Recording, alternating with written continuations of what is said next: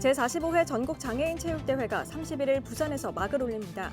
대회를 앞두고 선수들은 최상의 경기력을 위해 구슬땀을 흘리며 마지막 훈련에 매진하고 있습니다.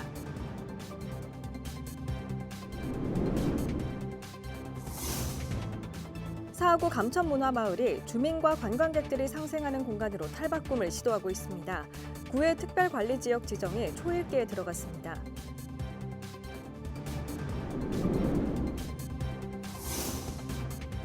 북구 오랜 수건이던 화명 고가교 경관 개선 사업이 마무리됐습니다. 또 유동인구가 많은 화명 장미공원 앞 사거리에는 대각선 횡단보도가 설치돼 보행 환경이 한결 나아졌습니다.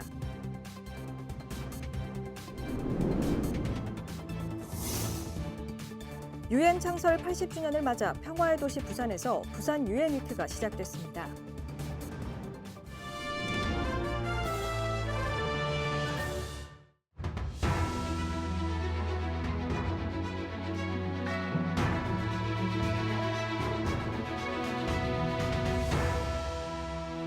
여러분 안녕하십니까? BTV 뉴스입니다.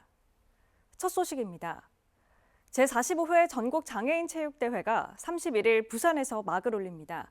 대회를 앞두고 선수들은 최상의 경기력을 위해 구슬땀을 흘리며 마지막 훈련에 매진하고 있습니다. 현장을 김윤정 기자가 다녀왔습니다. 휠체어에 몸을 맡긴 선수들이 코트를 가로지릅니다. 빠르고 정확한 손놀림으로 공에 집중하며 강한 서브와 리턴을 반복합니다. 선수들과는 짧은 의견을 나누며 호흡을 맞춰갑니다. 실력을 일단 키우는 게 중요하기도 하겠지만 대회에 참가하고 여러 선수들끼리 함께 하는 시간이 중요하다고 생각을 합니다. 올 한 해 준비 나름 열심히 했으니까 좋게 파이팅해서 메달 따도록 노력해 보겠습니다. 척수 손상에 의한 하반신 마비로 비록 휠체어에 앉았지만 열정을 꺾을 수 없습니다. 테니스를 해서 좋은 성적을 거둘 수 있도록 열심히 해서 좋은 성적을 낼 수 있도록 하겠습니다. 시각장애인 사이클 선수도 트랙 위에서 속도를 끌어올립니다. 파일럿과 조금만 호흡이 어긋나도 속도가 달라지는 만큼 자전거의 페이스를 맞추고 방향 감각을 익히기 위해 구슬땀을 흘립니다. 파일럿과 한 몸처럼 함께 호흡을 맞추는 장애인 선수. 긴장된 표정으로 박진감 넘치는 스피드를 만들어갑니다. 혼자서 운동하기는 좀 많이 힘들고 밖에 나오는 자체도 좀 많이 위험성도 많고 이래서 부담도 있는데 그래도 이런 사이클이라는 게 있어가지고 또 저한테는 좀 의미가 좀 많이 깊은 것 같습니다. 올해 우승은 작년에 둘이서 출전해가지고 금, 운동 땄는데 올해 목표는 금, 은 목표 잡고 있습니다. 지금. 제45회 전국 장애인 체육대회에서는 전국 17개 시도에서 약 10,000명의 선수단이 참가합니다. 휠체어 테니스와 시각장애 사이클을 비롯해 댄스 스포츠, 볼링 등 31개 종목에서 기량을 겨루며 부산 전역을 뜨겁게 달굴 예정입니다. 이번에 우리 부산 장애인 체육회에서는 이번 체전 개최 도시로서 글로벌 허브 도시 부산에서 하나 되는 대한민국, 부산과 함께하는 화합과 희망, 안정과 감동의 축제가 될 수 있도록 열심히 준비를 했습니다. 부산 시민 여러분들의 많은 관심과 뜨거운 응원을 부탁드립니다. 이번 대회는 오는 10월 31일부터 11월 5일까지 부산 아시아드 주 경기장을 비롯한 시내 주요 체육시설에서 진행됩니다. BTV 뉴스 김윤정입니다. 부산의 대표적 문화관광지인 감천문화마을이 이르면 올 연말부터 주민과 관광객이 상생하는 공간으로 거듭나게 될 전망입니다. 구가 마을을 특별관리구역으로 지정을 서두르고 있습니다. 보도에 김석진 기자입니다. 지난 한 해 290만 명이 찾은 부산 감천문화마을. 올해는 300만 명 돌파가 유력합니다. 지난 주말 올해로 15회째 맞은 마을 골목 축제는 모두 끝이 났지만 평일 오전부터 마을에는 관광객들이 몰리고 있습니다. 특히 사진 찍기 좋은 장소로 알려진 곳은 더 심합니다. 주민을 위한 체육시설도 예외는 아닙니다.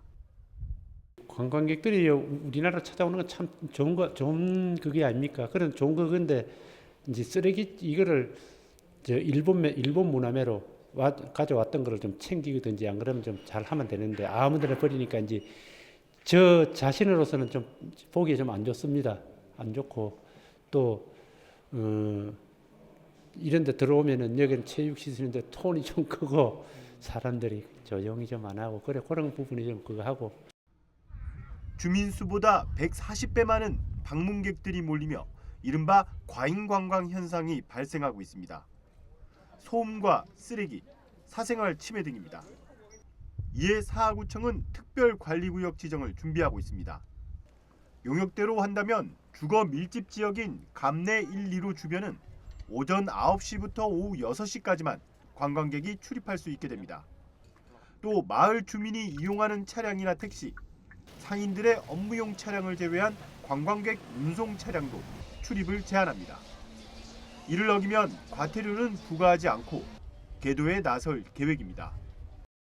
여기가 주민들이 살고 있는 공간이라는 거를 조금 인지를 하시고 이제 뭐 너무 많이 시끄럽게 한다거나 뭐 쓰레기를 무단 투기한다거나 뭐 이런 것만 안 하시면 관광객들이 관광을 이제 이렇게 방문하시는 분들이 방문하시면서 불편함을 전혀 느끼시지는 않을 거라고 생각하고 또 저희가 그런 부분들에 대해서 불편함을 느끼시지 않도록 하기 위해서 많은 인력을 투입하고 예산을 투입하는 거기 때문에 사구는 이달 말쯤 용역 결과 보고서를 토대로 시와 문화체육관광부에 의견 협조 공문을 보낼 예정입니다. 이에 다른 의견이 없다면 연말께 감천문화마을은 특별관리지역으로 지정되고 세부 지침을 시행하게 됩니다. BTV 뉴스 김석진입니다. 북구 화명동 교통 환경이 일부 개선됐습니다. 지역 단절과 조망권을 침해한다는 지적이 이어졌던 화명고가교가 진통 끝에 사업을 마무리했고 유동 인구가 많은 화명 장미공원 교차로에는 대각선 횡단보도가 새로 만들어졌습니다. 주변 상권 활성화도 기대되고 있습니다. 장동원 기자입니다. 해가 지면 북구 화명고가교 기둥이 불을 밝힙니다. 기둥은 커다란 나무로 그 아래에는 갖은 색상 불빛의 꽃들이 피어납니다. 지난 8월 말 북구는 화명고가교 경관 개선 사업을 마무리했습니다. 2015년 산성터널 접속도로 완공 후 고가교로 인해 상권이 단절되고 도시 미관을 해친다는 민원이 이어졌습니다. 일부 구간 환경 개선이 진행됐지만 예산 부족으로 2019년 중단됐고 2023년 25억 원을 추가 확보해 최근 사업이 마무리됐습니다. 고가교 하단부에는 각종 조형물과 화단, 벤치가 조성됐고 교각에는 미디어 파사드가 설치돼 밤 12시까지 다양한 조명이 연출됩니다. 유동 인구가 많은 화명 장미공원 앞 사거리에는 대각선 횡단보도가 설치됐습니다. 상점이 밀집해 있고 주택가와 공원이 맞닿은 곳으로 잦은 무단 횡단으로 사고가 많은 곳이었습니다. 이 복잡한 와중에 무단 횡단이 맞다 보니까 하루빨리 우리 여기는 대학생 행동들을 만들어서 주민들이 안전을 위해서 두 분 왔다 갔다 해야 되는데 한 번에 바로 올 수 있어가지고 특히 노약자들도 많이 좋아합니다. 북구는 3억 5천만 원을 투입해 비보호 좌회전을 신설하는 등 교통신호 체계를 개편하고 각종 교통안전시설들을 설치했습니다. 보다 원활해진 보행 환경에 주변 상권 활성화도 기대되고 있습니다. 주민들이 엄청 편리하게 느끼고 많이 반가워합니다.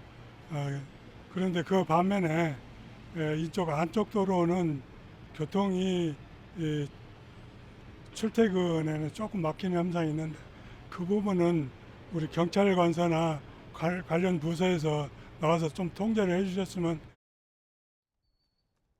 이번 화명 장미공원 사거리는 방통대와 북부경찰서, 대우 이안아파트 교차로에 이은 화명동 네 번째 대각선 횡단보도입니다. 한편 부산시는 화명동 통행량이 집중되는 와석 교차로에 대각선 횡단보도 설치가 타당한지에 대해 지난 9월부터 용역을 진행하고 있습니다.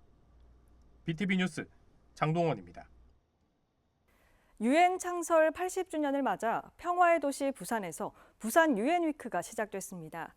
첫 행사로 열린 유엔의 날 기념식에서는 참전국을 기리고 평화의 가치를 되새겼습니다. 박재한 기자입니다. 유엔의 날 기념식이 지난 24일 부산 유엔 기념공원에서 열렸습니다. 서울과 부산에서 나뉘어 열리던 행사가 올해 처음으로 부산에서 통합 개최됐습니다.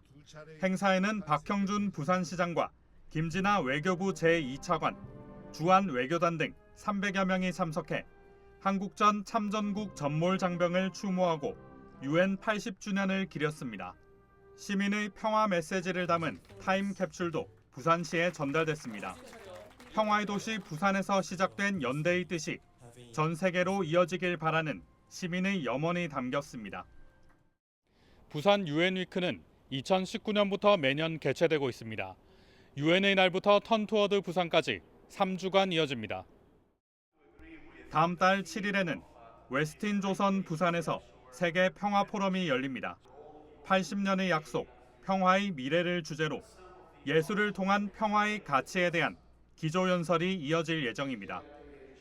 또 다음 달 11일 오전 11시에는 유엔 기념공원을 중심으로 6.25 참전 유엔 전사자의 희생과 헌신을 기리는 턴투어드 부산 행사가 열려 전 세계가 함께 1분간 추모 묵념을 올립니다.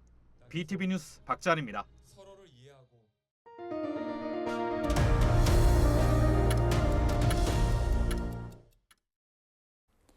사하구의 한 선박 제조 회사에서 낙하물로 인한 인명사고가 발생했습니다. 사하경찰서에 따르면 27일 오전 10시 10분쯤 이 선박 회사에서 약 1.2m 높이에 있던 무게 1톤가량의 밸브가 떨어져 아래서 일하던 60대 남성 A씨가 맞고 쓰러졌습니다. 이후 A씨는 소방에 의해 병원으로 옮겨졌지만 치료를 받다 11시 반쯤 숨졌습니다. 경찰은 정확한 사고 경위를 조사하는 한편 사건을 형사기동대 중대재해수사팀에 이관하기로 했습니다. 민족시인 이상화 생가터에 있는 문화카페 라일락드락이 이달 말 운영을 중단할 예정입니다. 사죄를 드려 이상화 시인의 삶과 독립정신이 깃든 공간으로 7년 동안 운영해왔는데 개인 차원에서 지속하는 데 한계가 있어 결국 매각 결정을 한 겁니다.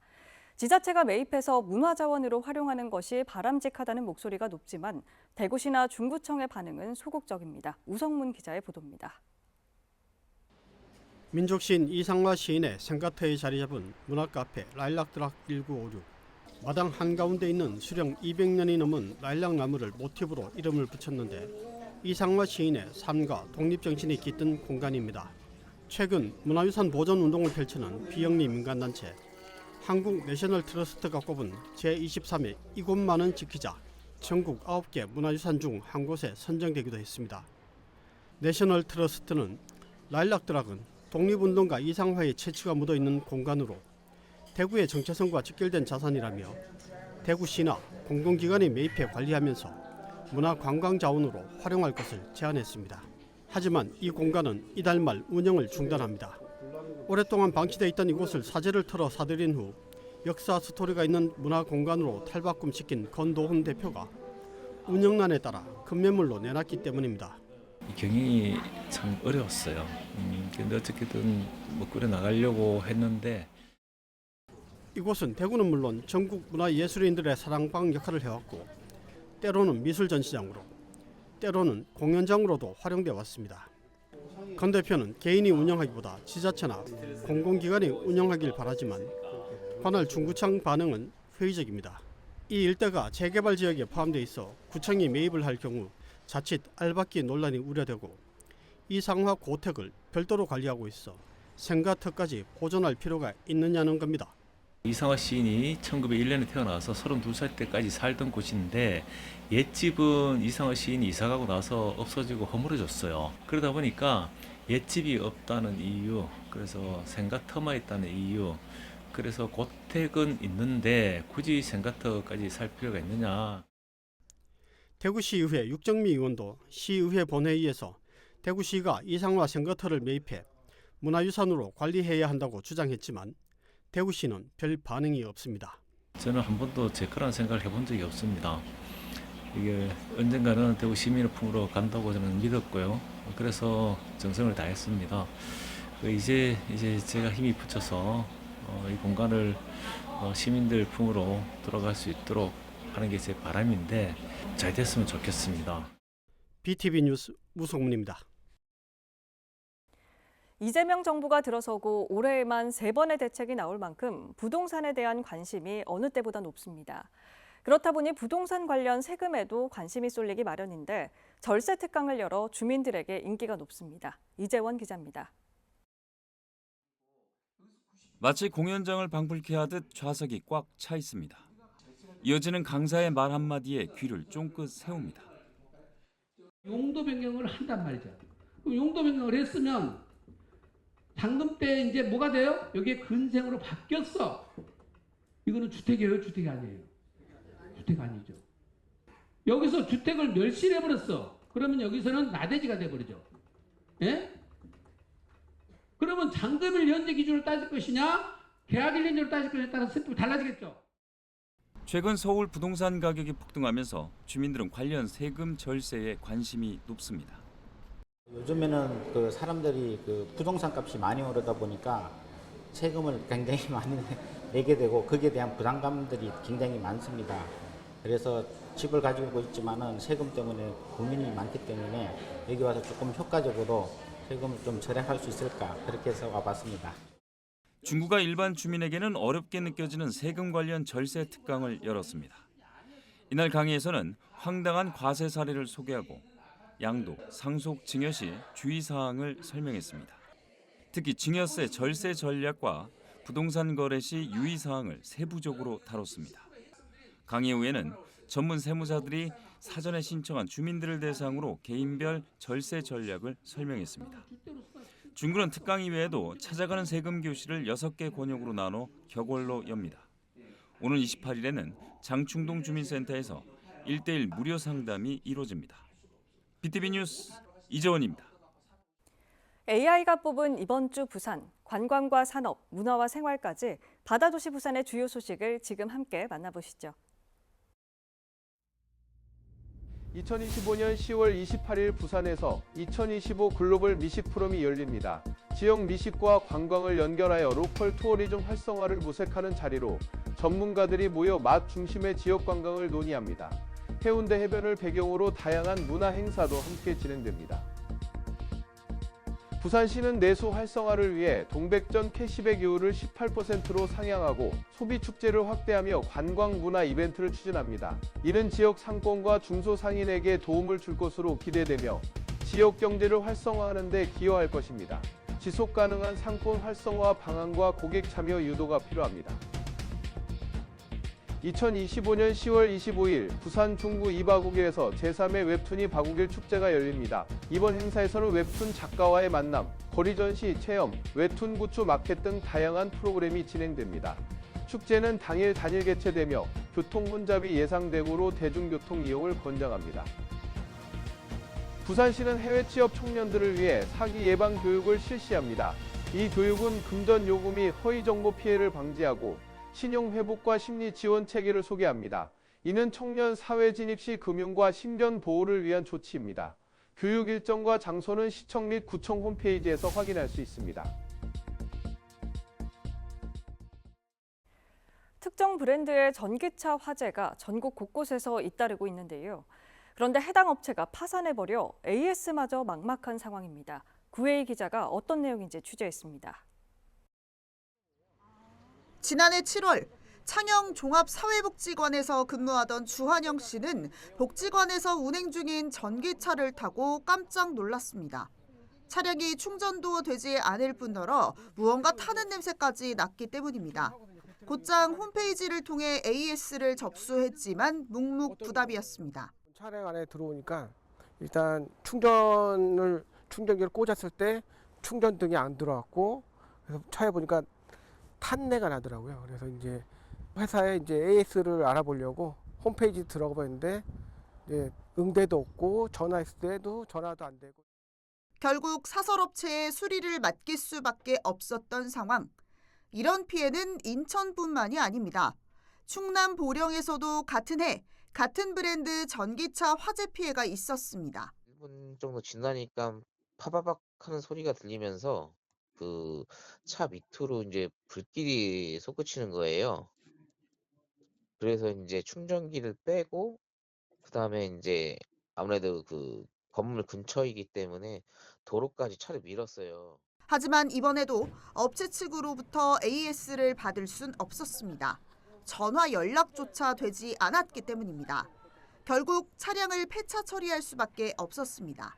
회사는 AS 전화번호도 없고요. 만약에 전화번호 있다고 해도 아마 안 되는 걸로 알고 있어요. 연락할 데가 없는 걸로 알고 있어요. 업체 측은 고객 통지문을 통해 화재 원인으로 차체 결함을 인정했지만 AS 센터는 운영하고 있지 않은 상황.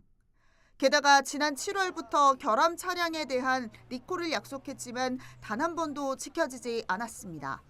해당 전기차를 운행해야 하는 입장에서는 불안할 수밖에 없습니다. 어린이가 될 수도 있고 노인이 될 수도 있고 장애인이 될 수 있어요. 그러면 차량을 이용해서 예를 들어서 병행 동행 서비스를 해야 되나 그런 서비스를 해야 되는데 이런 차량으로 하기에는 위험성도 있고. 전국적으로 해당 브랜드 전기차로 인해 화재가 발생해 피해를 본 차주 188명은 인천경찰청에 탄원서를 제출했습니다. 인천경찰청은 해당 업체를 자동차 관리법 위반과 리콜 미이행, 전기차 불법 보조금 등에 관한 혐의로 수사를 진행하고 있습니다.